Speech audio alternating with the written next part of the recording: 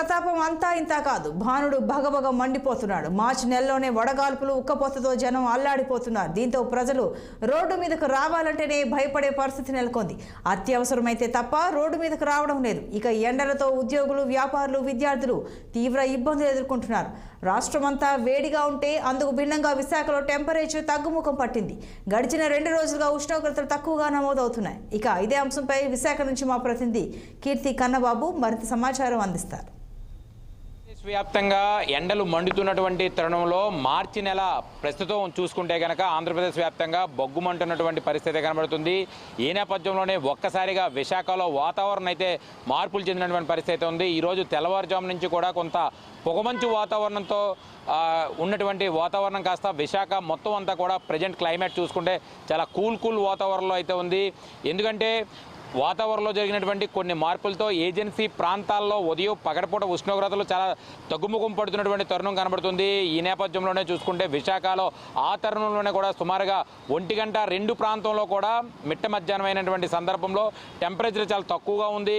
Climate కూడా చాలా కూల్గా ఉందని చెప్పుకోవచ్చు. ఈ నేపథ్యంలోనే ఏదైనా తుఫాను హెచ్చరికలు ఉండే అవకాశం ఉందా లేదా వాతావరణంలో జరిగినటువంటి మార్పుల వల్ల ఈ రకంగా ఉందా అనే విషయం అయితే కనుక వాతావరణ నిపుణుల ద్వారా కొంత తెలుసుకోవాల్సిన అవసరం ఎంతైనా ఉంది.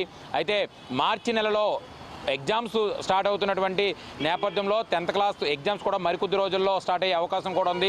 ఇలాంటి పరిస్థితుల్లో వాతావరణంలో మార్పులు కూడా కొంత డిఫరెంట్ వాతావరణంలో అయితే ఇదవుతున్నటువంటి పరిస్థితి అయితే ఉంది. సాయంత్రం వేళకు కొంత ఉష్ణోగ్రతలు తగ్గుముఖం పడుతున్నా తెల్లవారుజాముని కూడా అదే ఉష్ణోగ్రతలు కొనసాగుతున్నాయి. మామూలు సమయంలో అయితే కనుక ఉదయం 8 గంటల నుంచి కూడా భానుడు తన ప్రతాపాన్ని అయితే బొగ్గుమని చూపిస్తున్నటువంటి పరిస్థితి కూడా ఉంది. ఈ నేపథ్యంలోనే తీసుకోవాల్సినటువంటి చర్యలన్నీ కూడా జాగ్రత్తలు కూడా పాటించాలంటూ కూడా కొంతమంది వైద్య నిపుణులు అయితే చెప్తున్నారు. మధ్యాహ్నం పూట బయటికి వెళ్లే సందర్భంలో అత్యవసర పరిస్థితుల్లో తప్పితే మిగతా సమయాల్లో బయటికి వెళ్ళొద్దంటూ కూడా కొంత క్లారిటీ ఇచ్చినటువంటి పరిస్థితి కూడా ఉంది. అదేవిధంగా కాటన్ దుస్తులు కూడా ధరించాలి.